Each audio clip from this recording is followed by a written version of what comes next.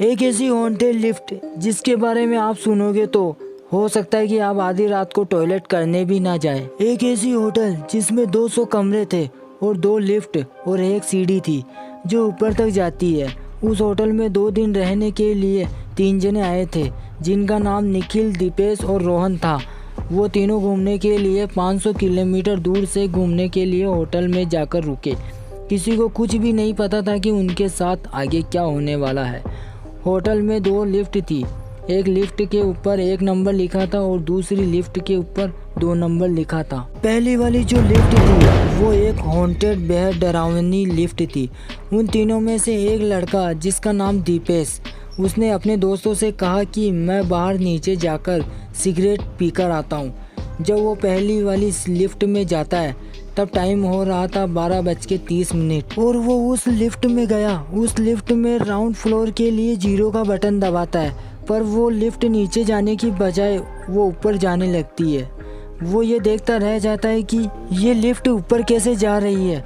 वो नीचे बटन दबाता है पर वो लिफ्ट नीचे की बजाय 27वें फ्लोर पर जाने लगती है और उस लिफ्ट की लाइट बार बार जल रही थी और बंद हो रही थी। ये देखकर दीपेश घबरा गया। दीपेश ने सोचा कि ये मेरे साथ क्या हो रहा है और उसको समझ नहीं आ रहा था कि वो क्या करे। लेकिन वो 27वें फ्लोर पर जाकर लिफ्ट रुक जाती है। 27वें फ्लोर पर देखने वाली बात यह है कि वहाँ पर सिर्फ एक ही रूम था। दीपेश ने देखा कि यहाँ पर कोई रूम नहीं है, सिर्फ यहाँ पर एक ही रूम है। उस रूम पर कोई भी नंबर नहीं था। अचानक उस रूम में किसी की रोने की आवाज़ आ रही थी। दीपेश का जाने का मन नहीं हो रहा था और वो उसी वक्त वापस लिफ्ट में जाने की कोशिश करता है, पर वो लिफ्ट चालू नहीं हो रही। फिर वो मजबूरी में उस रूम की तरफ आगे बढ़ा। उस रूम के निकट जाकर उस रूम का दरवाज़ा अपने आप खुल गया। दीपेश ने यह देखकर उसकी दिल की धड़कनें तेज हो गई। फिर वो भागकर उस लिफ्ट में जाने लगता है। अचानक उसके पीछे से किसी ने धक्का दिया। दीपेश वहीं पर गिर पड़ा। दीपेश उठकर देखता है तो कोई नहीं था। दीपेश बोलता है कि कौन है, किसने मुझे धक्का दिया। एक औरत भयानक सी शक्ल में उसके सामने आ जाती है। दीपेश ये देखकर हद से ज़्यादा घबरा जाता है और वो ज़ोर से चिल्लाने लगता है और वो औरत उसे घसीटते हुए उसके कमरे में ले जाती है और कमरे के अंदर उसे मारना चाहती थी। दीपेश को अचानक भगवान की याद आ गई और ईश्वर का मंत्र जाप करने लगा। उस आत्मा ने बोला, अरे दुष्ट, ये तू क्या कर रहा है? बंद कर इस मंत्र को, नहीं तो मैं तुझे भयानक मौत दूंगी। दीपेश ने मंत्र बंद नहीं किया और उस रूम से निकलकर लिफ्ट के अंदर आते ही लिफ्ट चालू हो गई और वो 0 राउंड फ्लोर पर पहुंच गया। अब दीपेश से डर के मारे सिगरेट पीना भूल गया। दीपेश ने डर के मारे होटल के स्टाफ को बताया, लेकिन किसी को इस घटना के बारे में किसी को कुछ नहीं पता। दीपेश बोला कि मुझे ये लिफ्ट 27वें फ्लोर पर क्यों लेकर गई। 27वें फ्लोर पर एक भयानक औरत की आत्मा है। लेकिन होटल के स्टाफ मेंबर ने कहा कि सर, हमारे इस होटल में 27वां फ्लोर है ही नहीं। ये देखकर दीपेश और भी डर जाता है और वो कहता है कि मुझे यहाँ पर नहीं रुकना।